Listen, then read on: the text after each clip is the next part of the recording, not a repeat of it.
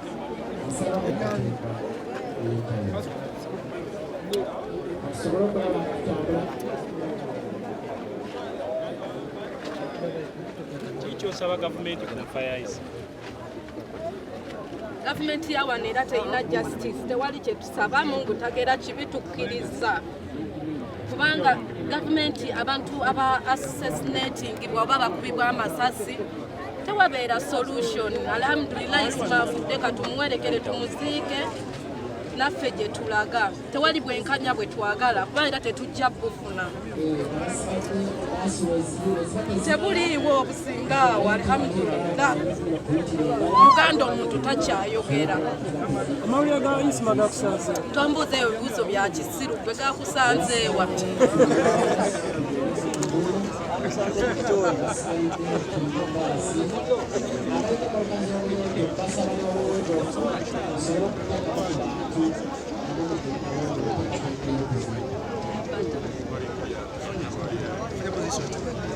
Abantu abatwagala Isima abadde omwavu bamutidde kyatalina wadde lw'enjulova.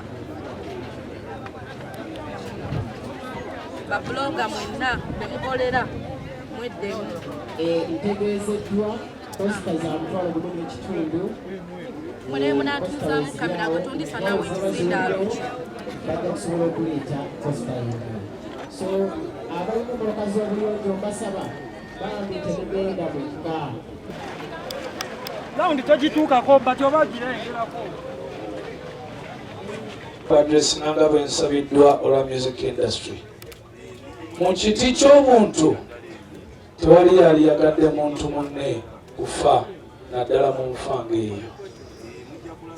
Oba twawula pate oba twawula emisango gw'olinga gwa bbulu nze nina gwa reedi tewali yalisabidde munne kufa naye ate teri yalisabidde munne kufa bw'atyo.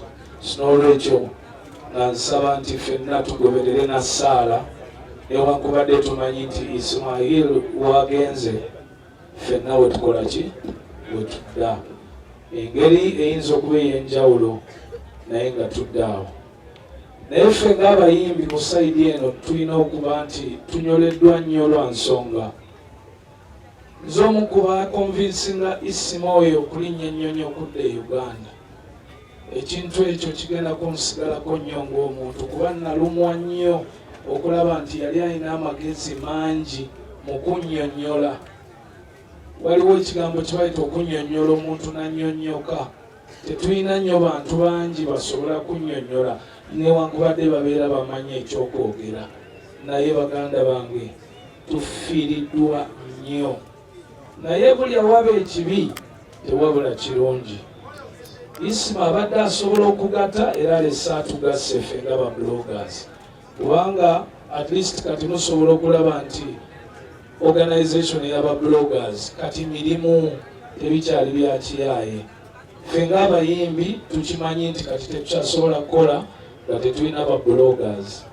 Era baganda bange bato bange mwenna katubasabire emirimu gyammwe mube nga mbeera mugikola bulungi.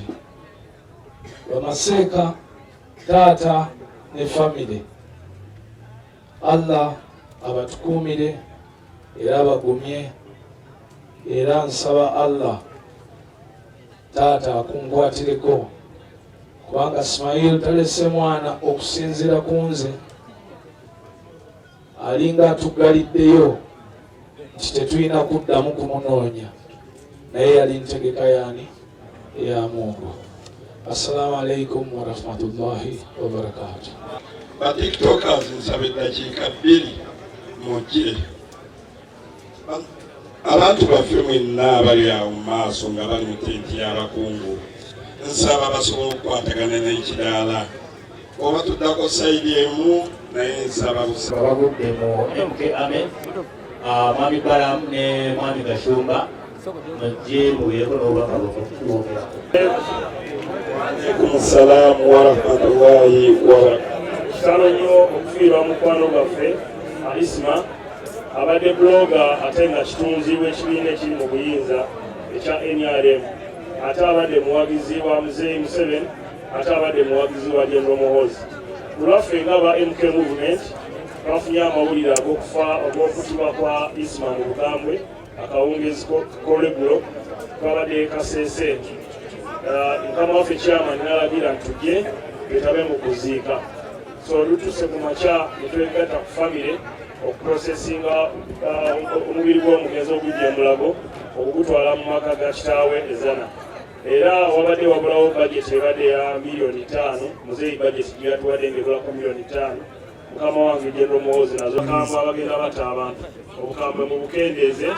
Ale tubasaba abatemu abo abatemu bamanyi gye bali, so twagala Mukama muwummuze emirembe. Ate n'okunoonyereza General Muhoozi agambye ku mukutu gwe, agambye tubategeeze nti ye mwennyini asitukiddemu okwegatta ku poliisi n'ebitongole ebikuumaddembe ebirala okulaba ntufuna abatemu abasse muganda waffe n'abalina obusungu obungi babukendeeza. Nsaba munzikirize nsabe mukulu wange kojja wange Tamale Bulungi ababuuzeeko. Bannange obutafaanana nga mwabali, omwana ono abadde mwana wange Haji Kasajja azaala omwana ono tukulinaanage tugaabuliranga. Era bw'obuuza Haji Kasajja bampaako hijja 2 emu negitwala wa Haji Kasajja, naye bwe bategeera nti nze enjiri ekibaamuddwa Haji Kasajja bwali guno gwe mulundi gwange ogwokubiri okujja mu lujjamu. Fere tuli babyabufuta abajja ekyeri bavaawo, ekyo kimu. Ekyokubiri kyembabuulira nti bano bajja ne bajja bangi nnyo wano ne bakola ki, naye bajjanjaba abaana, balabirira omunnamwandu. Ekibinja olunaava wano nga kikola ki, nga kitambula nga kigenda, kati bazze kwoganira wano bazze kola ki.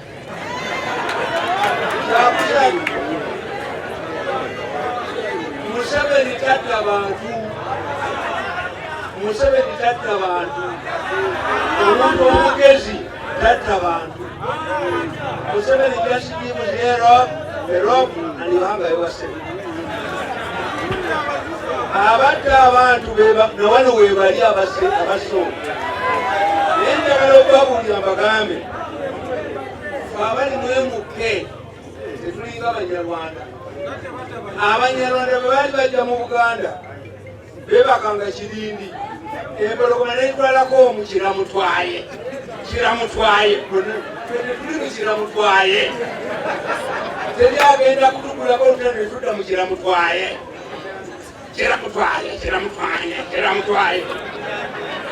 Kiramunyaya abamu setugenda kukwata. I'm giving the police 2 weeks.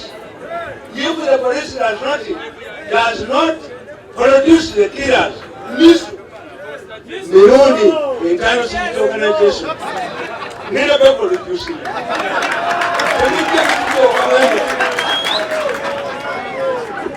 abaana b'omukazi ow'empeta muyinza mutatuko bamulijanga tusamba akapiira tumudde kufe mututte mukole mutya mukuddewo olutalo tugenda balabako simanyi kwogera ebyo bya diplomasi wano njogera ekinjogereki omwana ngo bamukuba amanyi yali bwani bali abamukuba amanyi nolwekyo finally muzeeyi Kasajja bano abajja bano nebakukanga kinkoze bulungi muzeeyi Kasajja ajja kusigala naffe famire yaffe ejja kusigala naffe ane Kasajja mumanyi naye bano abajja bano babisanja byakani bagenda no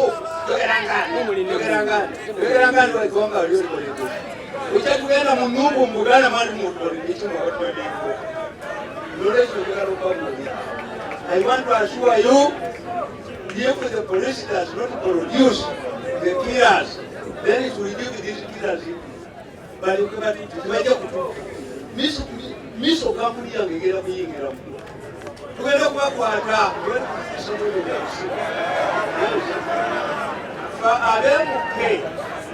abemuke baze kulima omusajja bwe bakukuba kusooka ne kugira ekikira bweki wagiri kati nupu mu Buganda ewagenga naye jagenda nupu bweneerimira mulyango tikekifulumyanga kabaka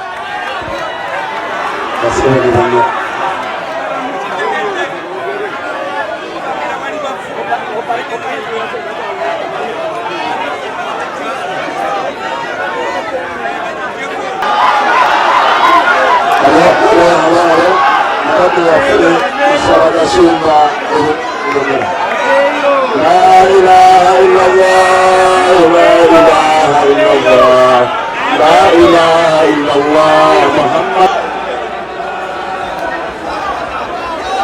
La ilaha illallah, Muhammad Rasulullah. Kitalo nye cha Isma yeze ngenda kumwogera ekintu kiri eki mu Uganda tewali muntu social media influencer abadenkana Isma. Lwaki? Isma Katonda yali yamuwa ekirabo ffenna kye tutayina, ng'ayogera ku politics, n'ayogera ku fashion, n'ayogera ku sports, n'ayogera ne ku entertainment. Tewali muntu asigadde Uganda ajja musikira tebabalimba. Era nze Isma mugeraagerenyanga Pere mu mupiira. Naye nze nsaba ekintu kiri eki, abali mu gavumenti n'abatali mu gavumenti obusungu bukole ki? Isma I highly suspect yatiddwa lwa busungu.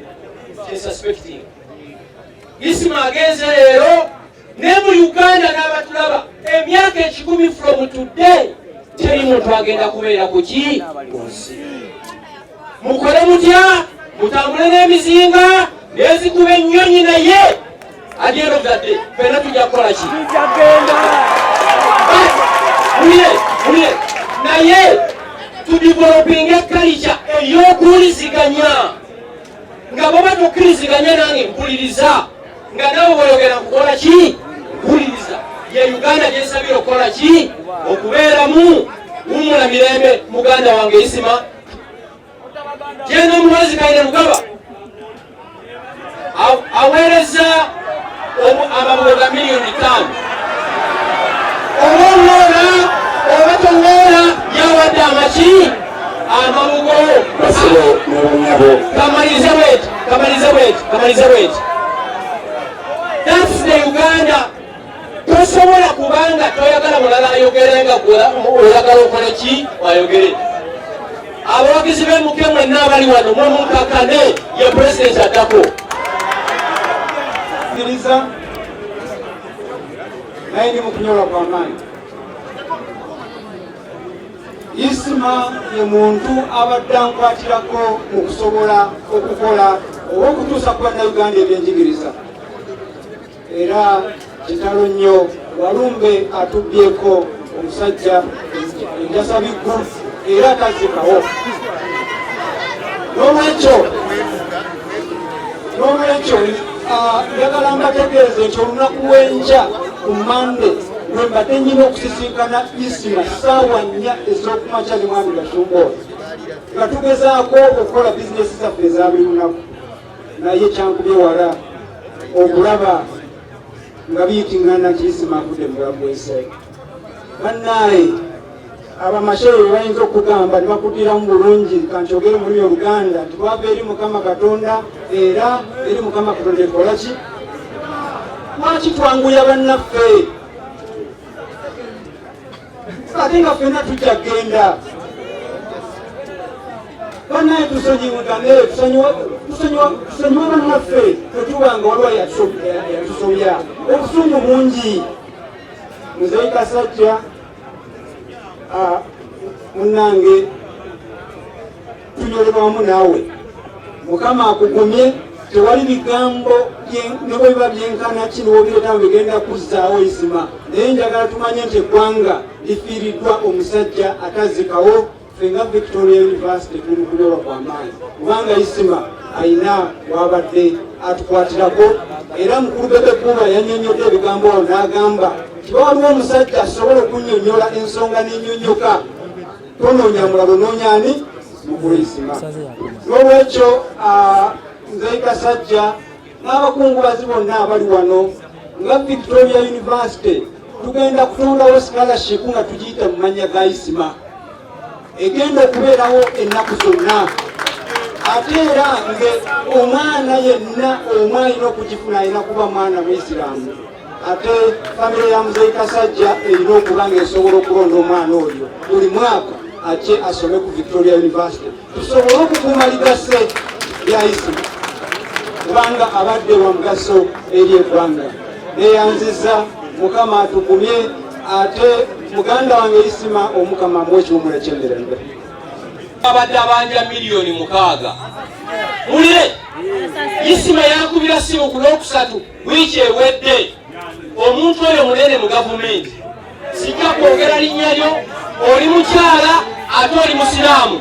Kwata miliyoni 6 Isima zafudde abanja oziwe taata waani wa Isima. Allah amumuze mirembe. Office gye bayita Office of the National Chairman, Isima gy'abadde nga staff obadde naye okumala emyezi 5. Bwe njogedde ne mukama wange ajja Kyadija Namyalo n'ayogera n'omukulembeze w'eggwanga n'andagira nkozese eddakiika entono sobole okutuuka wano ng'obubaka bwa pulezidenti.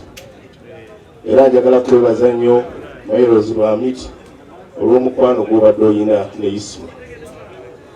Ffe abamu tutera kulabika mu mawulire naye tubeera mu mirimu egizimba eggwanga ng'okubuulira gavumenti n'abaagala okulwanyisa gavumenti nga bakozesa ebikolwa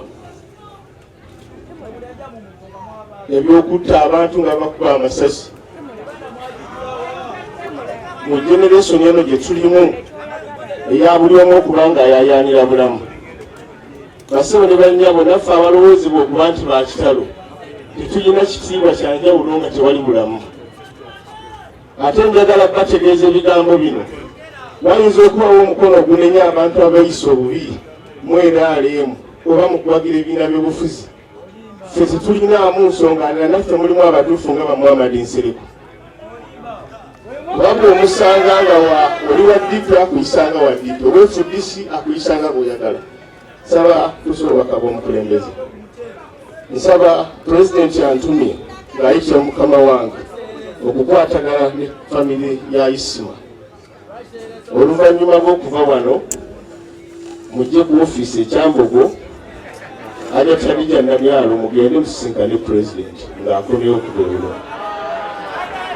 Sobola kulemwa kikwogerwa kiŋŋambiddwa basebo ne bannyabo. Bwe kiba nga kye kiŋŋambiddwa njagala n'ekiŋŋambiddwa. Sijja kuaabantu mwebale nnyo. Nze Frank Kasarubiri atwala w'ofiisi ya National Chairman mu Central Region. Bajjo nga bojja ntuusa yeta mukamwana gwaffe Isima. Era mwenna abali wano muli bakandideti bakufa temuseka nnyo. Kuna empologoma erya muddo. Empologoma terya muddo. Erya ennyama. Erya ennyama. Ennyama bwegwayo ng'erya omwana gwayo. Omwana gwayo ogugwayo nga yobya ennyini efa. Kitegeeza ki? Kitegeeza history Saidi gy'abadde awagira buli ssaawa neeranga ng'ate yetuleese wano mu maziga bw'atayiga era takula mutima olinga ddi. Era bannayuganda mukimanyi ng'ekisinza basibako embeera embi mutya nnyo okufa.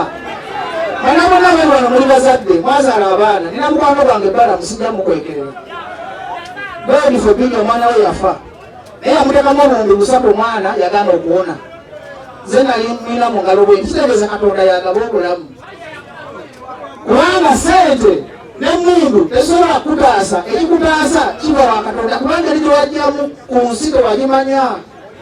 Kati bannayuganda mwenna ekibasibye mu mbeera embi mubeera mukuba nduulu mugabe okumanya okuwanira eddembe lyammwe nga mutya mufa n'emmundu. Mbagezako balwalirako n'emukuma mulwali because tosaawa yonna. Naye bagamba mumpulirize bulungi ebbajjo gye banzaala mumpulirize nemukuba nduulu mu n'emesege eno. Naye bagamba ebbajjo gye banzaala taata nzaala yafa, maama yafa, baganda bange baafa ate ne baafa sirimu tebaafa masasi. Kati bwe munkuba essasi olw'ennyambye nabutafa na bulumi.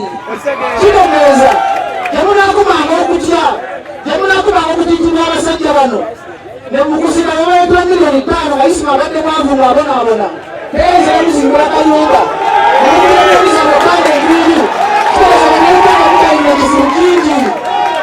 Bino ffe balina okwogera lwetufuna akazina abantu batubyogere biggweya temutusalako. Bannayuganda namawulire amazima kumana abali wantu wali atagenda kufa kumana abali wantu manyi ngeri gyebajjamu ku nsi zerombaziwayo kampeyini banzita temukaaba mugambe bajaleze kubeera na Katonda kuba nze nzirako. Zewasensima tabadde mumanyi ewasensima tabadde mumanyi bakuba mistake tabadde manyi banoonya nze bankubidde essimu nga ndimabira nempakingi okuba n'essaawa nnamba naye kubera bitakisi nemubuuza oza bakuyisira tebakoze mistake baddajjo eddakiika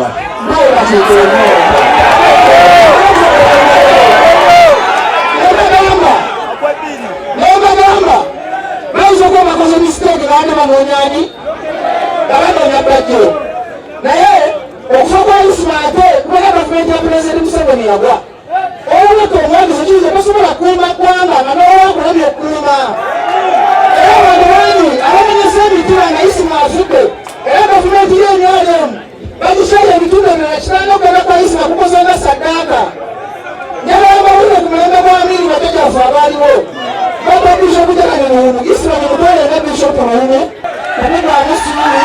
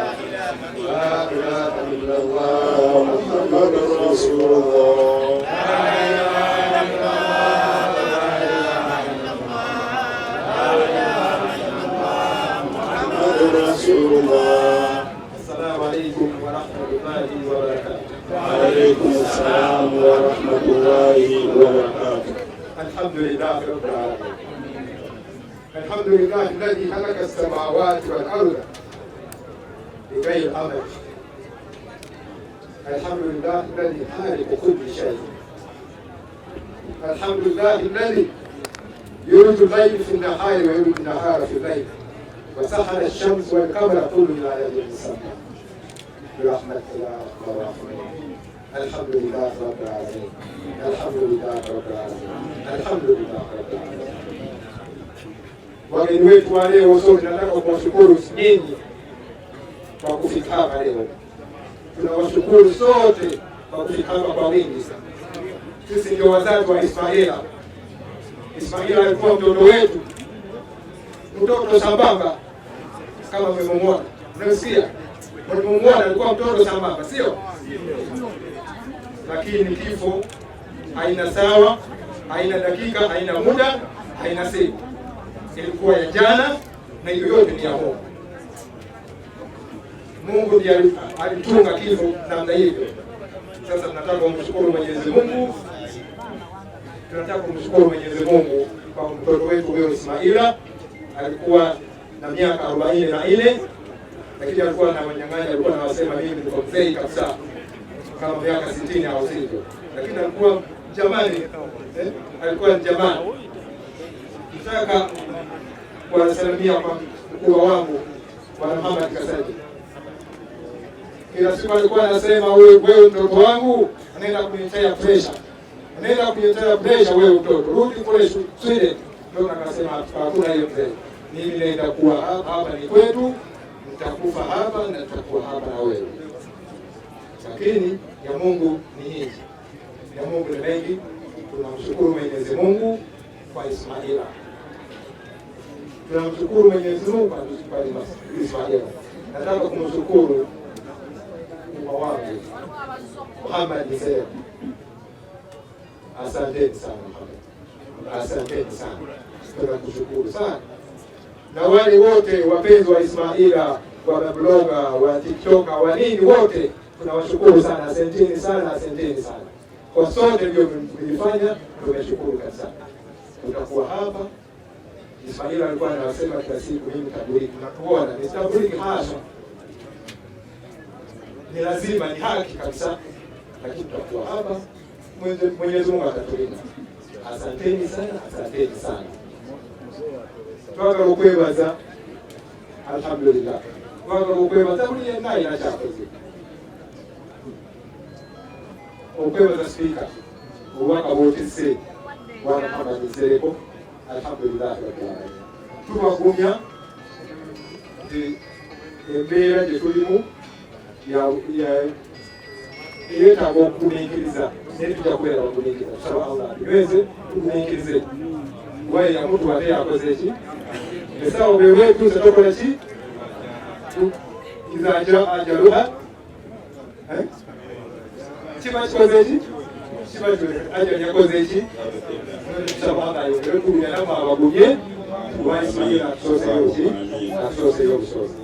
Tusaba mwe n'abakungubazi. Mubali kulaga Ismaila mukwano. Abaddeyo oyo. Buli omu nga bwamwogerako bantu bakola ki? Bwabadde. Naye musaasire mukadde woono kubanga Ismaila abadde amujjanjaba nnyo, abadde mukwano gwe nnyo, kuba firstborn we. Omusaasire ala amugumye n'abasigadde ffenna atuneze. Nsaba Allah yabaleese abatambuze emirembe lwamutuusa okuddayo. Twagala okwebaza mikwano gya Ismaila bonna. Amiski Gundu, Mansekola mumaze Balamu okulabye, Bebekulu mukulabye, tiimu yonna MK tiimu balabye. Bonna ne kwesoogeddeko wali wanjatwala wano kumulabye, kwesoogeddeko mena mumanyi nti tubaagala nnyo kulwa Ismaila mwebale kumulanga mukwano ne mubeerawo. Asanteni sana kwa sote. Karibu. Sauti kujulizaamu.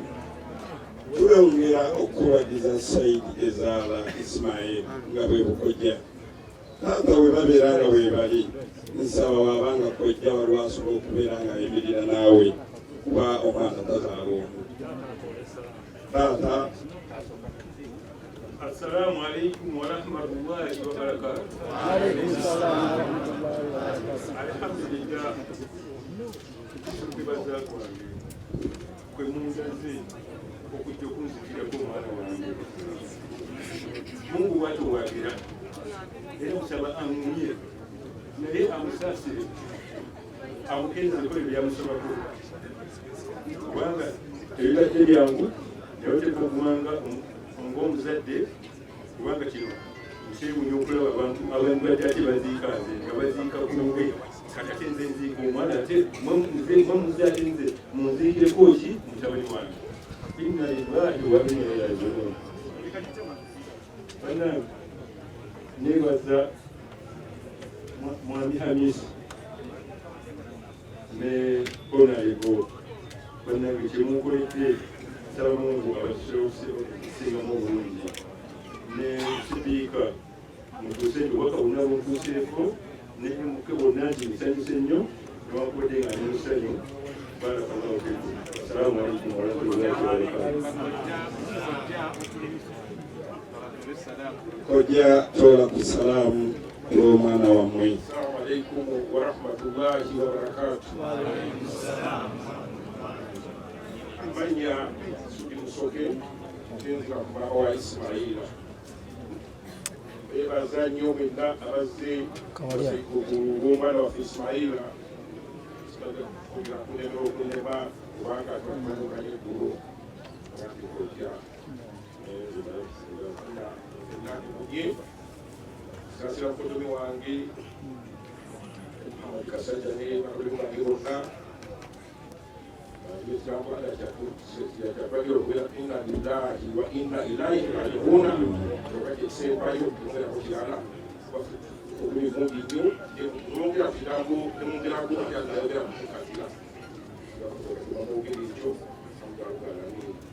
la ilaha illallah yagenda okusalira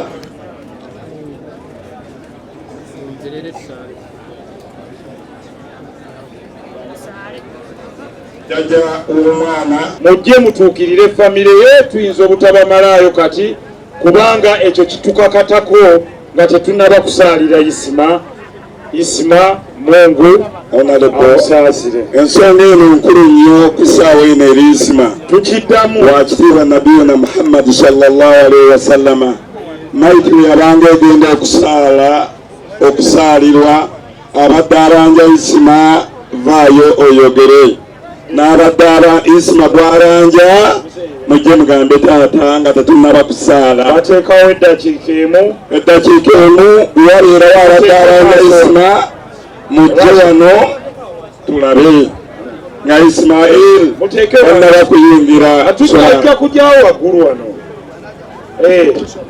mwagala wansi waggulu wansi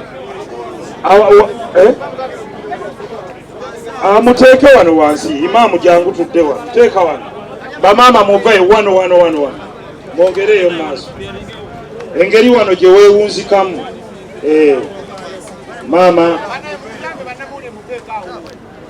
so twongera okwebaza wakitiibwa Right Honorable Speaker Right Honorable Anita Among olw'obubaka bwo abakulembeze ebibiina ebyenjawulo mu movements ez'enjawulo ekisembayo tukiddamu nga sinakwasa imaamu buli ayina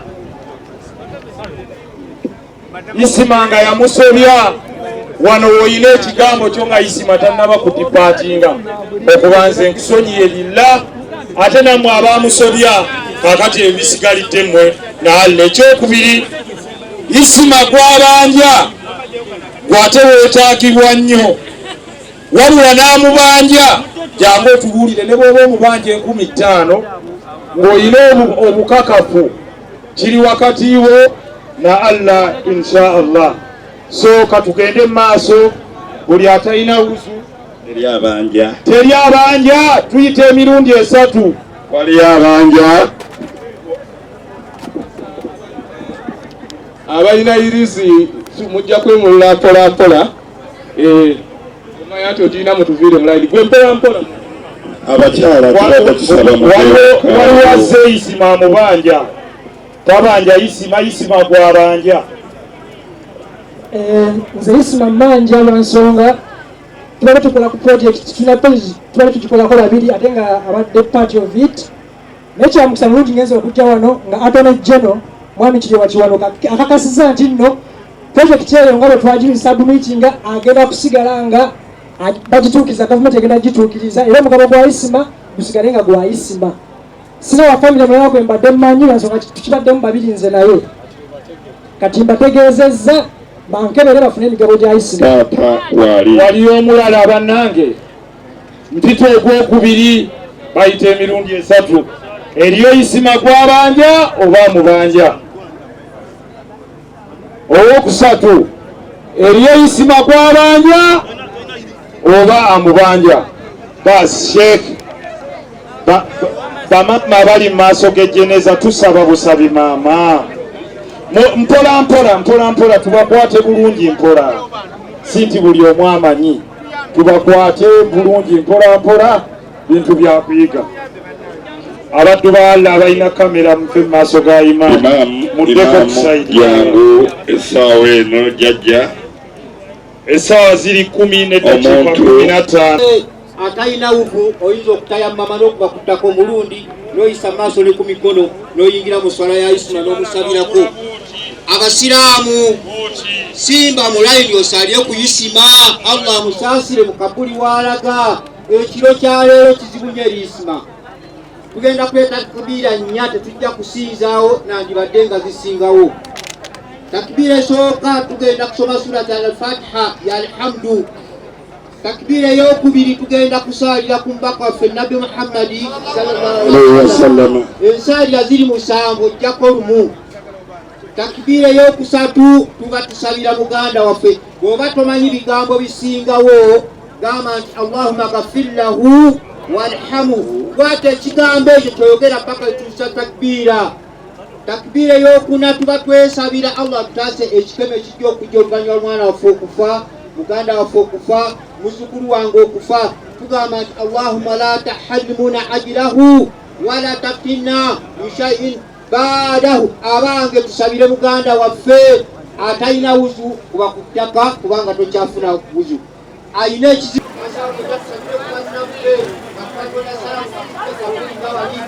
assalamu alaikum ala qaumi lmuminina wa inna insha Allah bikum lahiquna Allahumma ghfir li ahli al-qubur.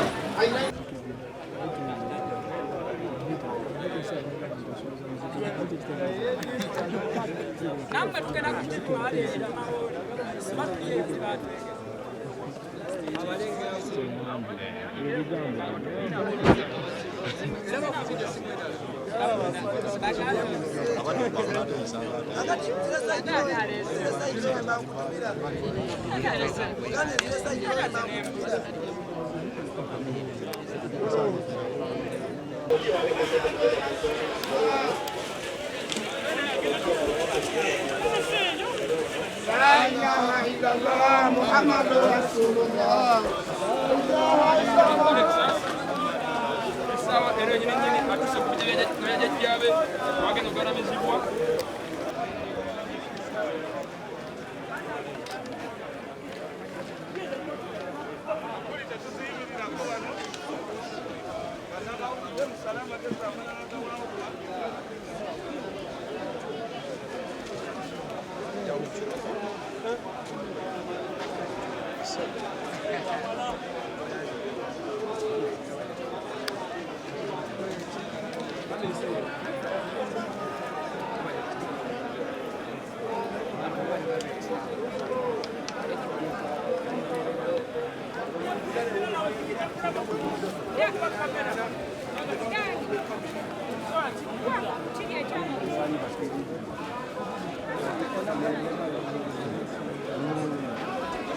bajjo nga bojja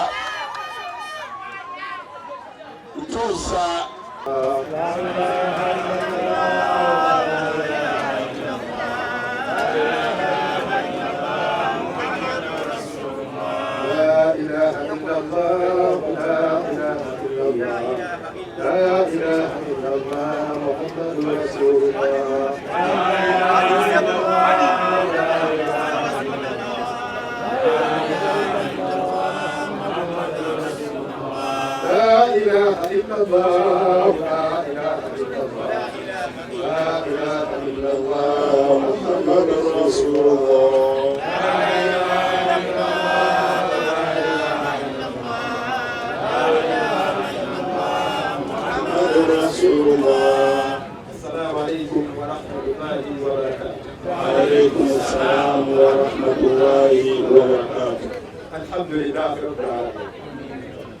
الحمد لله الذي خلق السماوات والأرض بغير عمل.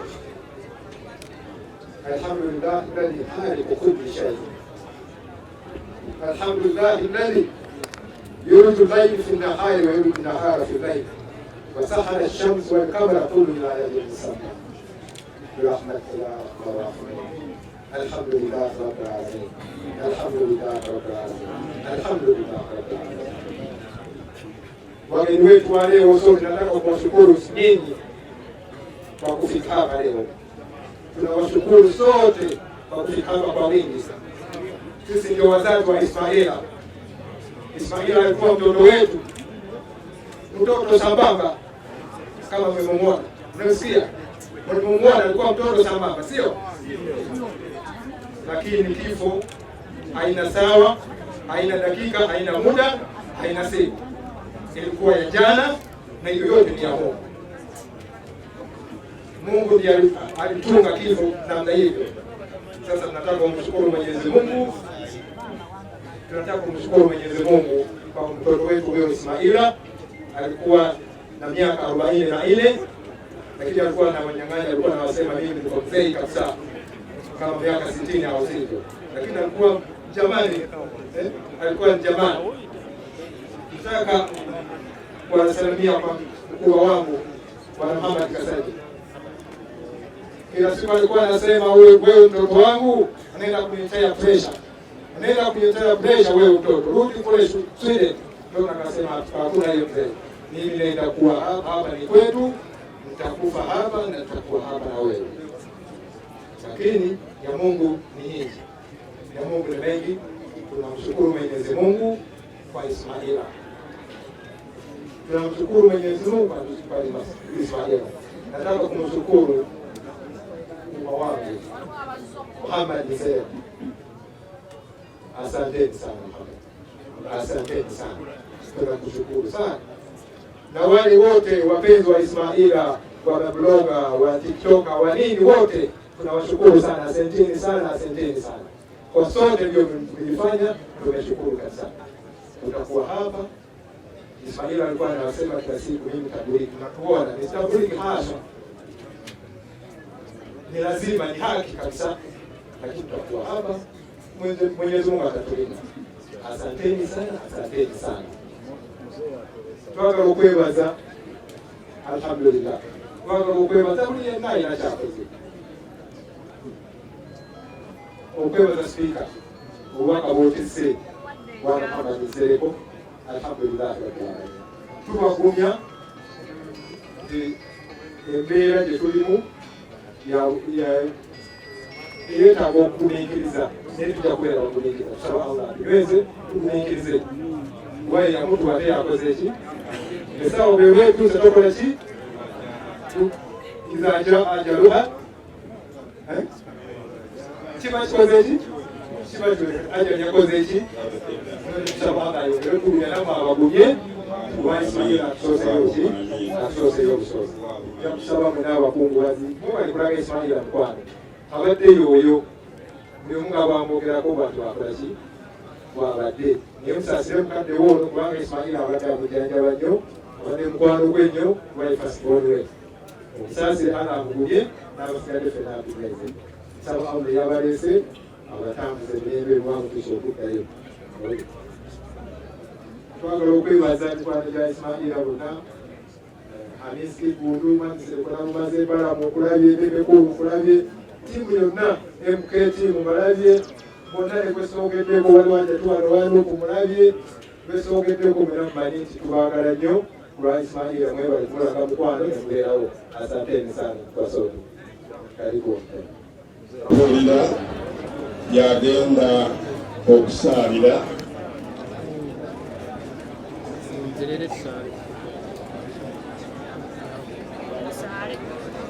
jajja omwana abadde abanja miliyoni 6.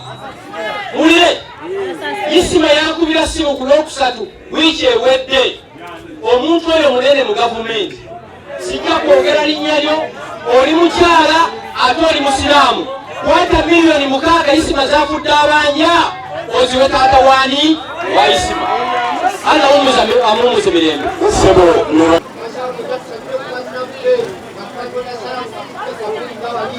السلام عليكم يا قوم المؤمنين وقيل ان شاء الله بكم لاحقون اللهم اغفر لاهل القبور kitalo nyo ekya Isima naye kye ngenda kumwogerako ekintu kiri eki: mu Uganda tewali muntu social media influencer abadde yenkana Isima. Lwaki? Isima Katonda yali yamuwa ekirabo ffenna kye tutayina, ng'ayogera ku politics, n'ayogera ku fashion, n'ayogera ku sports, n'ayogera ne ku entertainment. Tewali muntu asigadde Uganda gyamusikira tebabalimba. Era nze Isima mugeraagerenyanga Pere mu mupiira. Naye nze nsaba ekintu kiri eki, abali mu gavumenti n'abatali mu gavumenti obusungu bukole ki? Isima I highly suspect yattiddwa lwa busungu. Suspecting Isima agenze leero ne mu Uganda n'abatulaba emyaka 10 from today teri muntu agenda kubeera ku ki kunsi. Mukole mutya, mutambule n'emizinga n'ezikuba ennyonyi, naye at the end of the day fena tujja kukola ki? Mulye naye tudeveloping culture ey'okuwuliziganya, nga baba tukkiriziganya nange mpuliriza, nga nawe bw'oyogera kukola ki? Mpuliriza. Ye Uganda gyensabira okukola ki? Okubeeramu wumula mirembe. Muganda wange Isima genda omuwazi Kaine Lugaba aweereza amabugo ga miliyoni 5 obaola oba toŋŋoola yawadde amaki amabugo. Kamalize bweti. That's the Uganda. Tosobola kubanga toyagala mulala ayogerenga oyagala okole ki? Ayogere. Abawagizi b'emuke mwenna abali wano mumunkakane ye pulezidenti addako. Sikiriza naye ndi mu kunyola kwa maanyi. Isima ye muntu abadde ankwatirako mu kusobola okukola oba okutuusa ku bannayuganda ebyenjigiriza.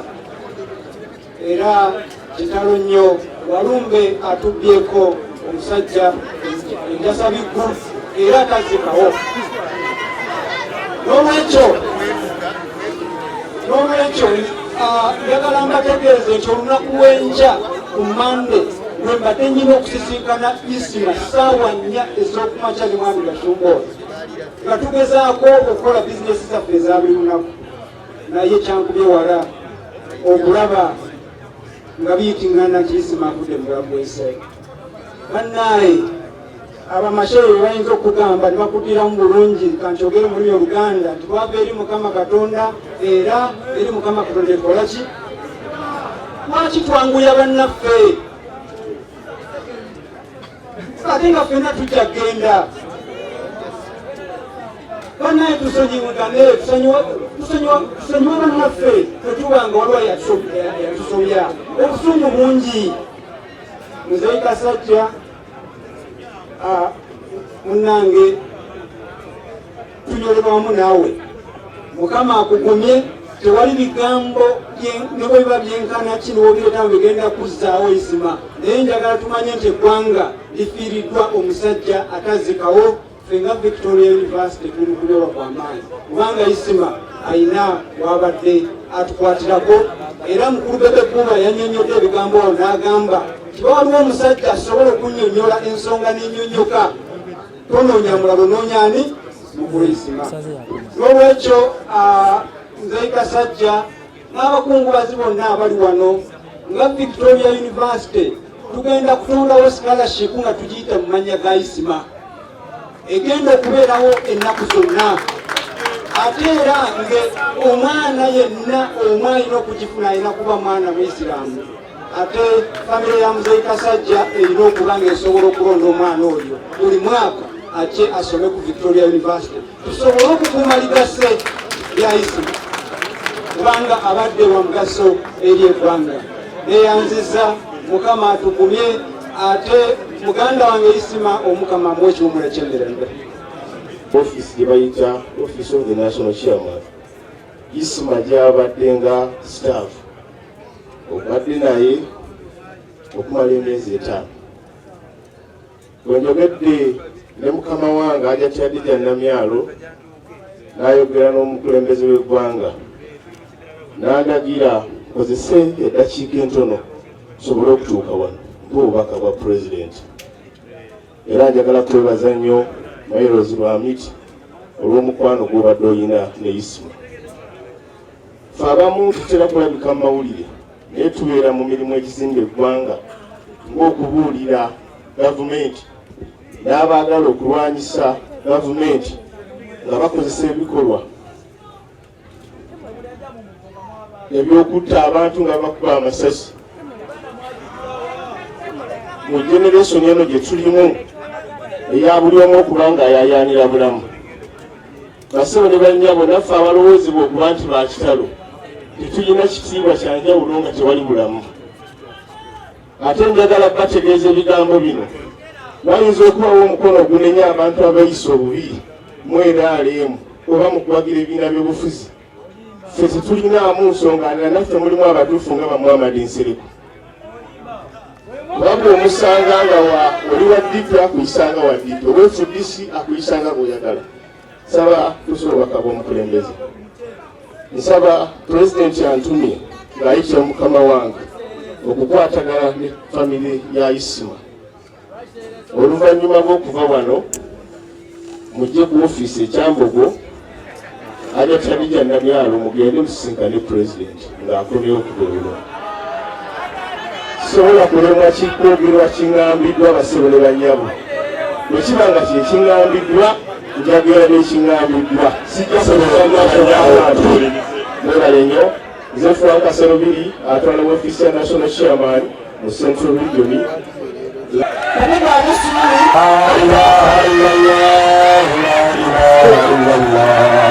Mukama gwaffe Isima. Era mwenna abali wano muli bakandideti bakufa temuseka nnyo. Empologoma erya muddo, empologoma terya muddo, erya ennyama, erya ennyama. Ennyama bwegwayo ng'erya omwana gwayo, omwana gwayo ogugwayo nga yo kennyini efa. Kitegeeza ki? Kitega isuli Saidi gyabadde awagira buli ssaawa neeranga ng'ate yetuleese wano mu maziga bw'atayiga era takula mutima oliyiga ddi. Era bannayuganda mukimanyi ng'ekisinza basibako embeera embi mutya nnyo okufa. Bana bonna bali wano muli bazadde mwazaala abaana, nina mukwano gwange ebbala musijja mukwekerera. Beedifu bini omwana we yafa naye yamuteekamu obuwumbi 3 omwana yagana okuwona.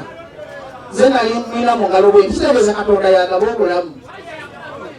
Kubanga ssente n'emmundu tesobola kutaasa, ekikutaasa kiba wa Katonda kubanga eri gyewajjamu ku nsi tewagimanya. Kati bannayuganda mwenna ekibasibye mu mbeera embi mubeera mukuba nduulu mugambye okumanya okuwanira eddembe lyammwe nga mutya okufa n'emmundu. Mbagezaako balwalirako n'emukuma mulwali because tosaawa yonna. Naye bagamba mumpulirize bulungi ebbajjo gye banzaala mumpulirize temukuba nduulu mu myembeseje eno. Naye bagamba ebbajjo gye banzaala taata nzaala yafa, maama yafa, baganda bange baafa, ate ne baafa sirimu tebaafa masasi. Kati gwe bwenkuba essasi oba nnyambye nabutafa na bulumi. Kitegeeza gyemunaakumanga okutya, gyemunaakumanga okutiitirwa abasajja bano ne mukusika babaletera miliyoni 5 nga Isima abadde mwavu ng'abonaabona. Neza yamuzimbula kayumba nemuliza mukanda ebiri kitegeeza bannayuganda mutalina ekizibu kingi. Bino ffe balina okwogera lwetufuna akazina abantu katuyogere biggwenya temutusalako. Bannayuganda namawulire amazima kumanya abali wantu wali atagenda kufa, kumanya abali wantumanyi ngeri giwajjamu ku nsi. Zerombaziwayo kampaani banzita temukaaba mugambe gajaleze kubeera Katonda kuba nze nzirako. Zewasa Isima tabadde mumanyi, zewasa Isima tabadde mumanyi bakuba mistake, tabadde manyi banoonya nze. Bankubira essimu nga ndimbalira n'empaakinga okuba n'essaawa nnamba. Naye kubera bitakisi ne mubuuza oza bakuba Isima tebakoze mistake baddadde. Eddakiika. Naye dakiika eno.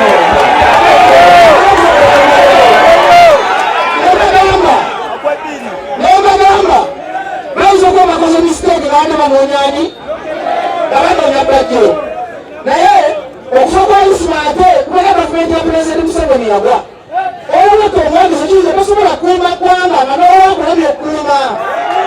Era abantu bangi abamenyesa emitima nga Isima afudde era gavumenti y'enyalemu bagishaye ebitundu ebirala kitanga okugenda kwa Isima kukozanga saddaaka. Njagala mbawulire ku mulembe gwa abalebe asooka kujukizamu tulongera okuwagiza Saidi Ezaala Ismail nga bwe bukojja taata we babeera nga bwe bali nsaba wabanga kojja walwasobola okubeera nga yemirira naawe kuba omwana tazaala omu taata. Assalamu alaikum wa rahmatullahi wa barakatuh. Alhamdulillah. Tukibaza kwange kwe mungaze okujja okunzikirako omwana wange. Mungu watuwagira era musaba amunye naye amusaasire amukenzeko ebyamusobako kubanga ebibadde byangu yabateeka kumanga ng'omuzadde kubanga kino nkyewunya okulaba abantu abandibadde ate baziika nze nga baziika kuwe kati ate nze nziika omwana ate mwemuzaate nze munziikireko ki mutabani wange inna lillahi wa inna ilaihi raaji'uun. Bannange neebaza mwami Hamisi ne Honorable bannange kyemunkoledde saba Mungu abasingamu obulungi ne sipiika mutuuse obubaka bonna buntuuseeko ne muke bonna nti nsanyuse nnyo newankubadde nga ne musanyu barakallahu fiikum. Assalaamu alaikum warahmatullahi wabarakatuh. Kojja tola ku salaamu olw'omwana wammwe. Assalamu alaikum warahmatullahi wabarakatuh. Amanya Musoke ntenga kuba wa Ismaila bebaza nnyo bwenna abazze omwana waffe Ismaila kunema okunema kubanga twamanyukanye eggulu atukojja ennakumunye sasira mukodomi wange Muhammad Kasajja ne bakodomi wange bonna inna lillahi wa inna ilaihi raji'un. Wakati sepayo kuzera kuchana okuli mungi nyo nongera kitambo nongera ko kyazabera mukatira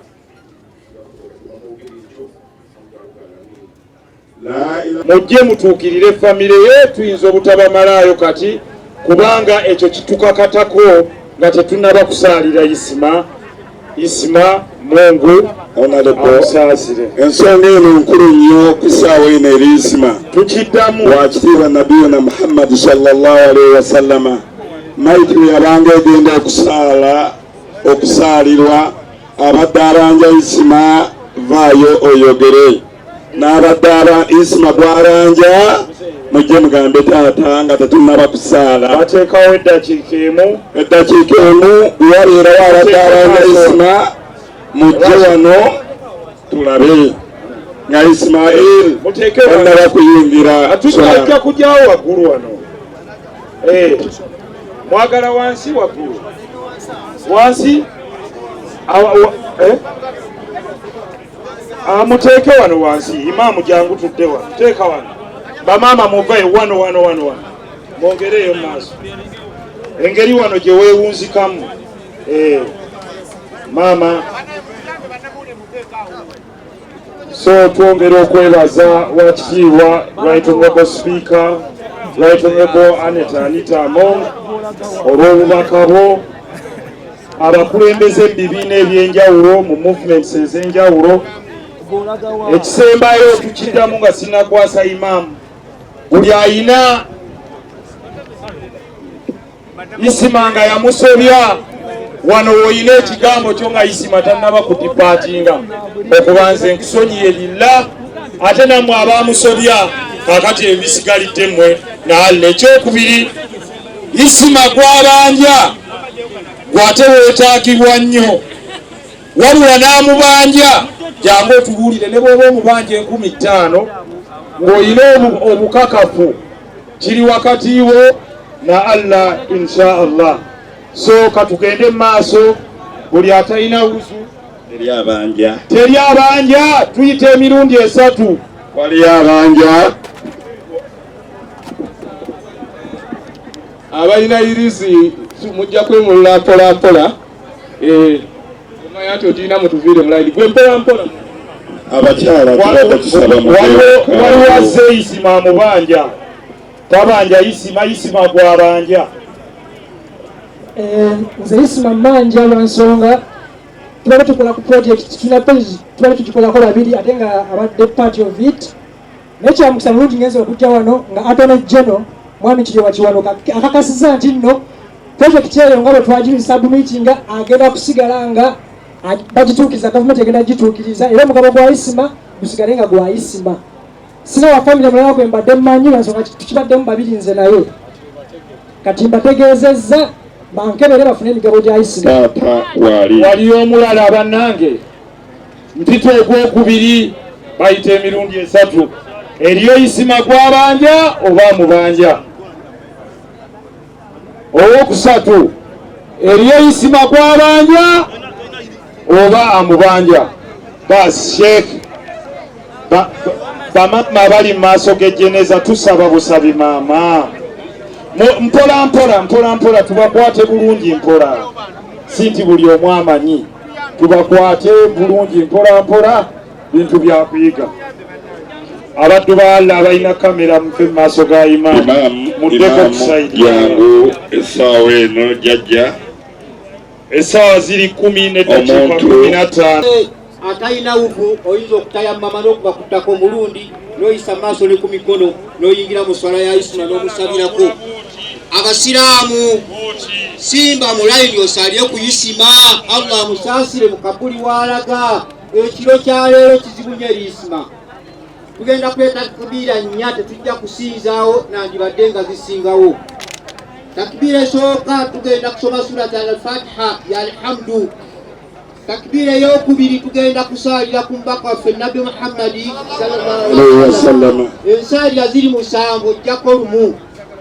takbiira eyokusatu tuba tusabira muganda waffe bw'oba tomanyi bigambo bisingawo gamba nti Allahumma ghafir lahu warhamuhu kwata ekigambo ekyo kyoyogera paka etuusa takbiira takbiira eyokuna tuba twesabira Allah tutaase ekikeme ekijja okujja oluvannyuma lw'omwana waffe okufa muganda waffe okufa muzzukulu wange okufa tugamba nti Allahumma la taharimuna ajrahu wala taftinna bishaiin baadahu abange tusabire muganda waffe atalina wuzu kuba ku ttaka kubanga tokyafuna wuzu ayina ekizibu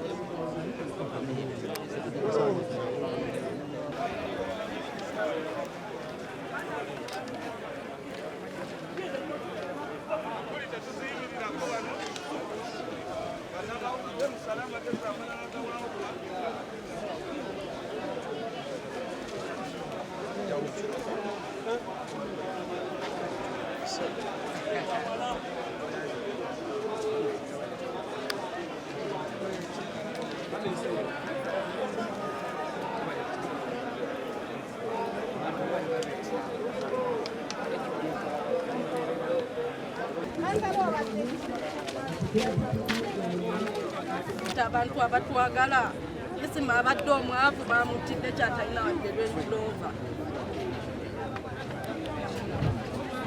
babuloga mwenna bemukolera mweddemu ntegeezeddwa posita za mutwalo gumu n'ekitundu mulemu n'atuzaamu kamera gwe tundisa nawe ekizindaalo badde kusobola okuleeta posita yino So abamu mu bakazi obuyonjo mbasaba bambi temugenda mu kika.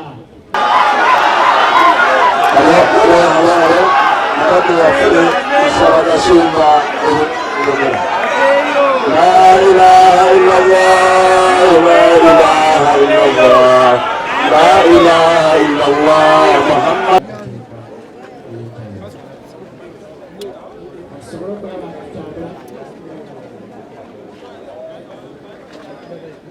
Chicho saba government kuna fire is. Gavumenti ya wano era terina justice, tewali kye tusaba Mungu tagera kibitukkiriza kubanga gavumenti abantu aba assassinating bwaba bakubibwa amasasi tewabeera solution. Alhamdulillah Isma afudde katumuwerekere tumuziike naffe gye tulaga tewali bwenkanya bwe twagala kuba era tetujja bufuna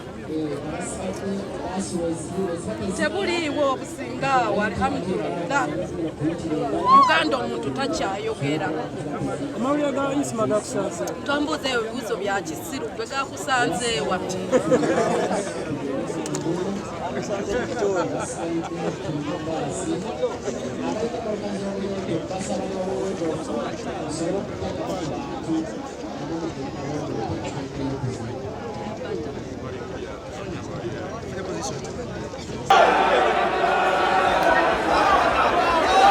La ilaha illallah, Muhammad Rasulullah. Address nanga bwensabiddwa olwa music industry. Mu kiti ky'omuntu tewali yali yagadde muntu munne kufa naddala mu nfa ng'eyo. Oba twawula pate, oba twawula emisainga gwolinga gwa bbulu nze nina gwa reedi, tewali yalisabidde munne kufa naye ate teri yalisabidde munne kufa bw'atyo. N'olwekyo nga nsaba nti ffenna tugoberere na ssaala newankubadde tumanyi nti Ismail wagenze ffenna we tukola ki we tudda. Engeri eyinza okuba ey'enjawulo naye nga tuddaawo.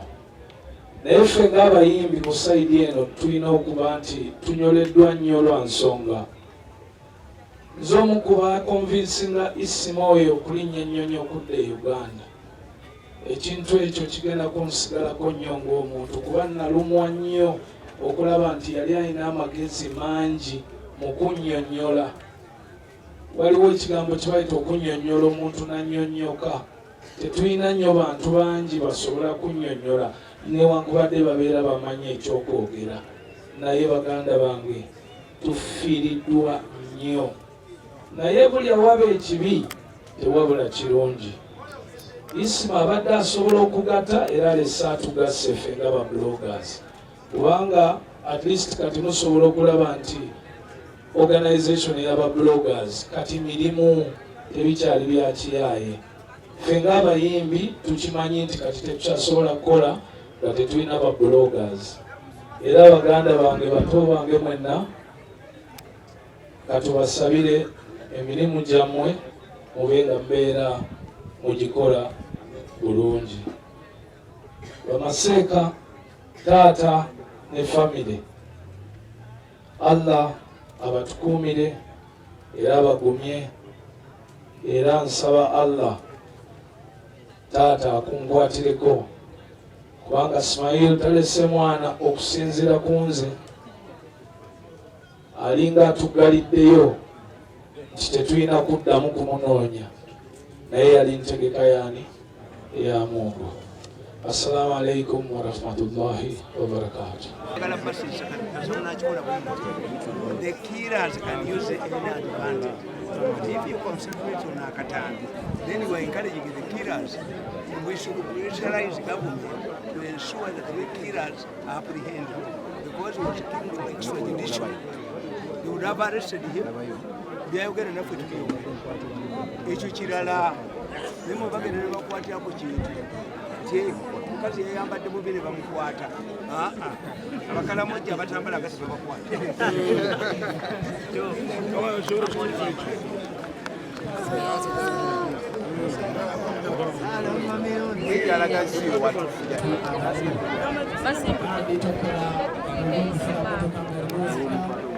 okulaba ng'oteekamu ku bantu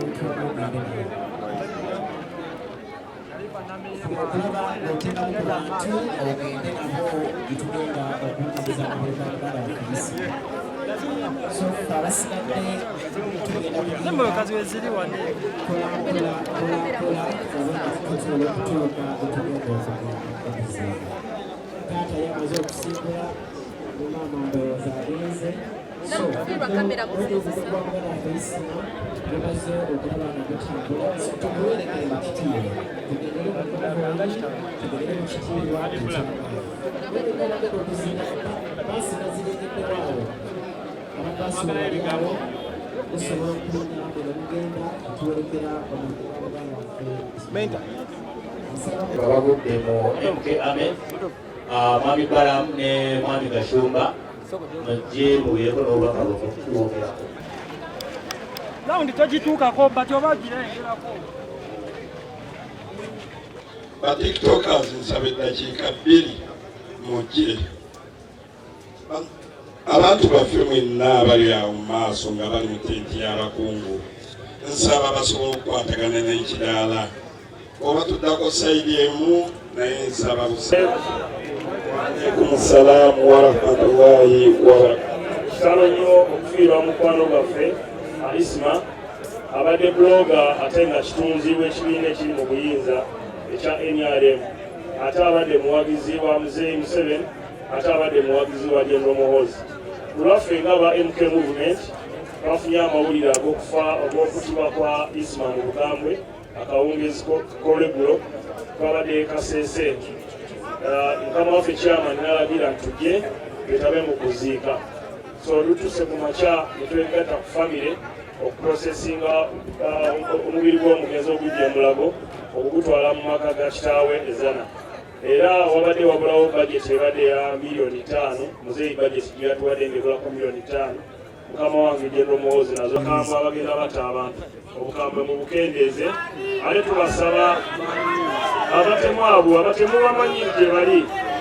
So twagala Mukama muwumuze emirembe ate n'okunoonyereza General Muhoozi agambye ku mukutu gwe agambye tubategeeze nti ye mwennyini asitukiddemu okwegatta ku poliisi n'ebitongole ebikuumaddembe ebirala okulaba ntufuna abatemu abasse Muganda waffe n'abalina obusungu obungi babukendeeze.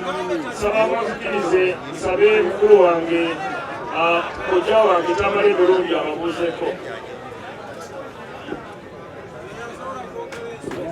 Bannange obutafaanana nga mwabali omwana ono abadde mwana wange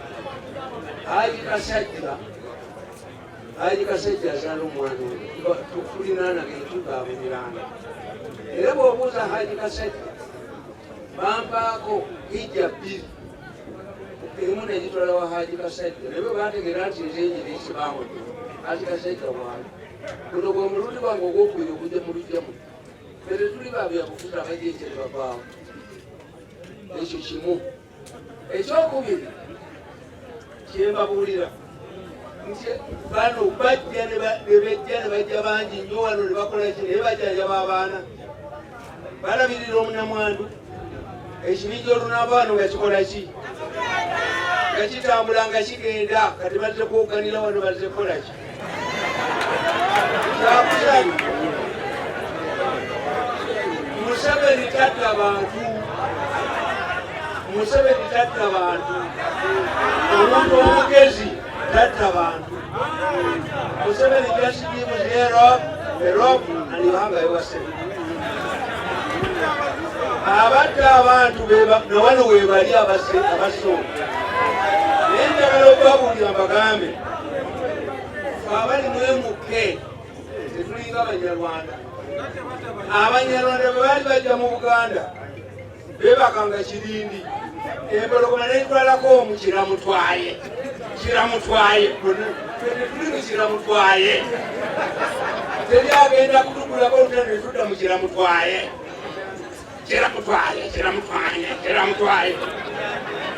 Kiramunyaya abamu setugenda kukwata.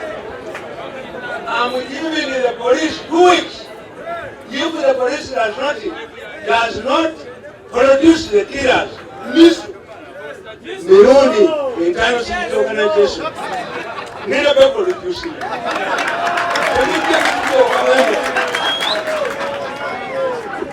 abana b'omukazi ow'empeta muyinza mutatuko bamulijanga tusamba akapiira tumudde kufe mututte mukole mutya muguddewo olutalo tugenda balabako nze simanyi kwogera ebyo bya diplomasi jawano njogere kinjogere ekyo omwana ngo bamukuba amanyi yali bwani bali abamukuba amanyi nolwekyo finally muzeeyi Kasajja bano abajja bano ne bakukanga kinkoze bulungi muzeeyi Kasajja ajja kusigala naffe famire yaffe ejja kusigala naffe ane Kasajja mumanyi naye bano abajja bano babisanja byakani bagende no